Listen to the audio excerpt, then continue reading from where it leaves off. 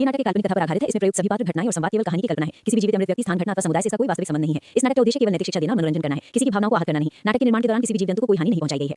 एक वन में एक शेर रहता था। वो अब बूढ़ा हो चुका था और शिकार करने में असमर्थ था, इसलिए उसे अक्सर भूखा रहना पड़ता था। उसने अपनी समस्या को सुलझाने के लिए एक योजना बनाई। शेर मन ही मन सोचता है, इस तरह भूखे रहकर तो काम नहीं चलेगा। मुझे किसी चालाक जानवर को अपना सहायक बनाना होगा जो मेरे लिए रोज खाने का इंतजाम करे। शेर की नजर एक सियार पर पड़ती है। वो उसे अपने पास बुलाता है।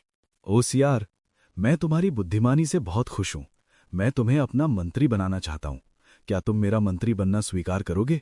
सियार मन में डरते हुए, ये शेर मुझे मंत्री क्यों बना रहा है?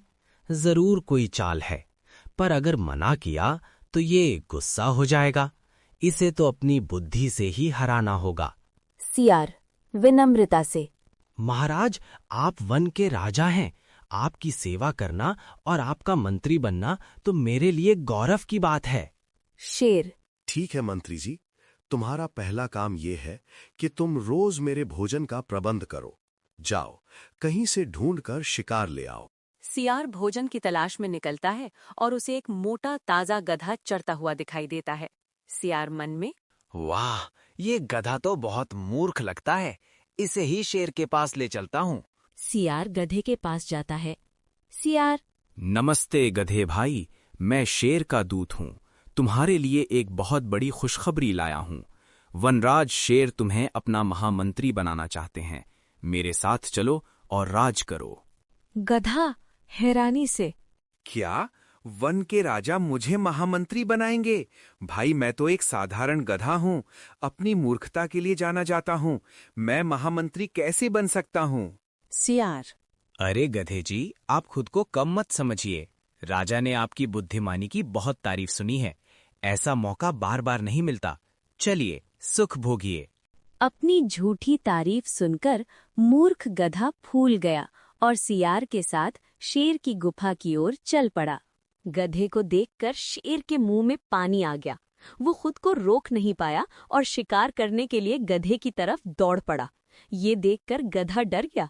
गधा घबराकर, अरे बाप रे, ये तो मुझे मारने आ रहा है। गधा जान बचाकर भाग जाता है।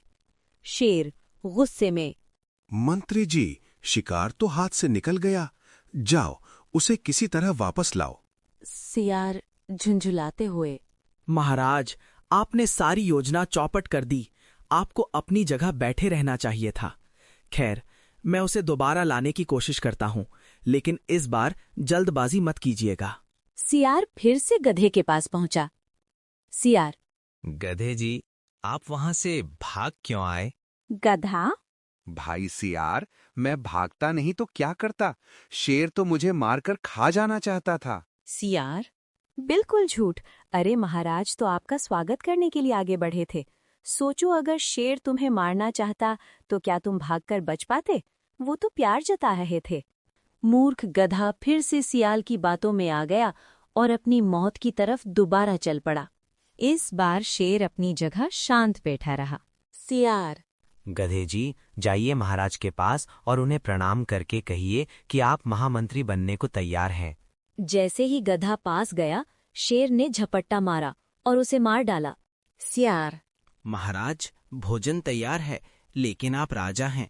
आपको स्नान और पूजा करके ही भोजन करना चाहिए। तब तक मैं रखवाली करता हूँ। शेर, ठीक है, मैं अभी नहा कर आता हूँ। शेर के जाते ही चालाक सियार ने गधे का सिर फोड़ा और उसका दिमाग निकालकर खा लिया। शेर नहाकर वापस आता है। शेर हैरानी से, अरे, गधे का दिमाग कहाँ गया? मैं तो उसका भेजा खाना चाहता था। सियार मुस्कुराते हुए, महाराज, आप भी कितने भोले हैं। गधे के पास दिमाग था ही नहीं। अगर उसके पास दिमाग होता तो क्या वो मौत के मुंह से बच निकलने के बाद दोबारा आपके पास आता? शेर को सियार की बात सच लगी। सच तो यही है कि बुद्धिहीन लोग इसी तरह लालच में फंसकर अपनी जान गंवाते हैं। कहानी की शिक्षा: मूर्ख व्यक्ति जल्दी दूसरों की बातों में आ जाते हैं। बुद्धि के बल से ताकतवर दुश्मन को भी हराया जा सकता है।